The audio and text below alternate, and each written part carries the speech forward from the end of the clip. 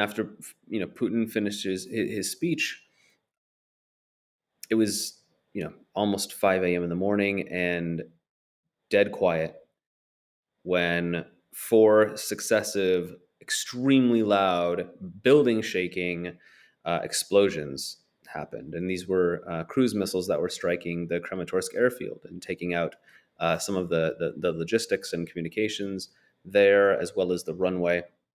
And it shook the building and rattled the windows. There was this huge, many flashes of light, and then everything was a bit chaotic after that. And several journalists ran down to the bomb shelter. We were putting on our helmets and vests, and obviously, swiping through Twitter and social media to see what was going on. And I felt at that time that I had made the right decision. I knew that there was something happening in Eastern Ukraine and that we would be in a good position to cover it. I was a little bit concerned that it was about it being so close. And, I think there was also a great feeling of uncertainty. There were people talking in the bomb shelter about whether or not Russian troops would come rolling through the streets, down the street in tanks toward us. There were planes flying overhead, and we could see them and we could hear them when we stepped outside. We weren't sure whether or not they were Ukrainian or Russian, and whether or not those would fall on the hotel. It was a really terrifying moment. And like I said, there was this great uncertainty, which I think in many ways was more terrifying than seeing troops on the street, because at least then you knew what was happening, where they were coming from, and you had a sense of where you could go. But this uncertainty really, it can have a pretty great psychological effect on you. It almost freezes you. You're not quite sure where you will be safe and where you can go. So a lot of us stayed in the bomb shelter of this hotel for a while, coming up to street level to take a look outside and gauge things. By late morning, I had decided that it would be a good time to head to Kiev, because I was seeing reports of Russian troops streaming across the border, and we were seeing these tanks and armored vehicles and security camera footage coming across in northern Chernigiv region from Chernobyl, heading south toward Kiev.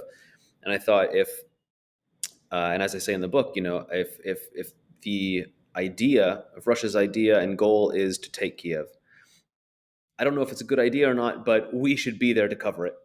This is a major, major development. So we got in the car and drove as fast as we could from eastern Ukraine to Kiev, which was typically about a 9.5 hour drive. And I think it took us maybe 14 or so, because the lines at the gas stations were, 1 or 2 kilometers long. There was Was traffic. that A lot of was the people general had. mood among people?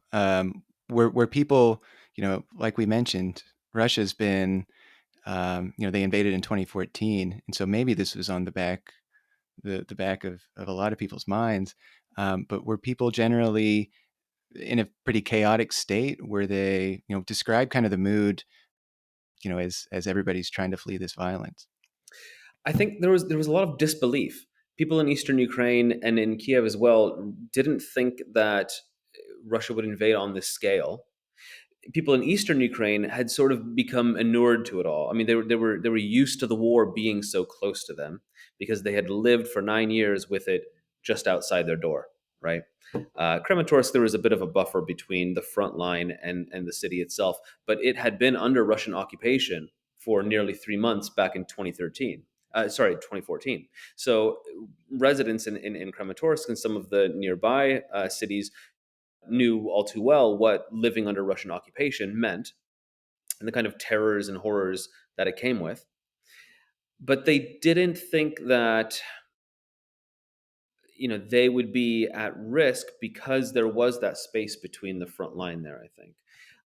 But everything happened so quickly and with such intensity, of course, that really jolted everyone into action. So people got on the road immediately, either to get gas in their tanks so they could be ready to leave, or to immediately flee and start heading west where everybody believed they would be safer, either west in the Carpathian Mountains, a very sparsely populated, area of the country that would not likely be targeted, or even beyond that to the Polish border, the Slovakia border, the Hungarian border, trying to get to safety in the EU where they knew, bombs wouldn't be falling on their heads.